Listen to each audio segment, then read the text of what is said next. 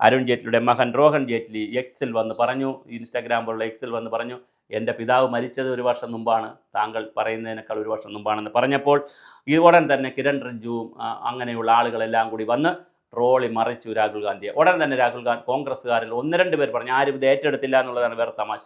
1-2 പേർ പറഞ്ഞു അത് ഭൂമി ഏറ്റെടുക്കൽ നിയമവുമായി ബന്ധപ്പെടുത്തി 2019 നിയമവുമായി ബന്ധപ്പെടുത്തിയിട്ടാണ് ഇങ്ങനെ രാഹുൽ ഗാന്ധി അരുൺ ജെയ്റ്റ്ലി വിരട്ടിയതെന്നാണ് രാഹുൽ ഗാന്ധി പറഞ്ഞതെന്നൊക്കെ പറഞ്ഞെങ്കിലും സംഗതി ഏറ്റില്ല. അവസാനം അദ്ദേഹം വെട്ടിലായി. ഇങ്ങനെ ഇടയ്ക്കിടയ്ക്ക് വെട്ടിലായിക്കൊണ്ടിരിക്കും. കുറേ കേസുകളും വന്നു.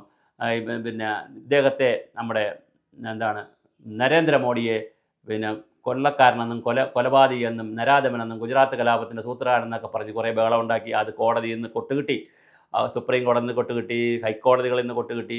ഇങ്ങനെ ഓരോ പ്രാവശ്യം വരുമ്പോഴും ഒരു പക്വത കാണിക്കണ്ടേ? താങ്കളിപ്പോൾ കുറേ വർഷമായില്ലേ രാഷ്ട്രീയത്തിൽ. അതുകൊണ്ട് എതിരാളികൾക്കെതിരെയുള്ള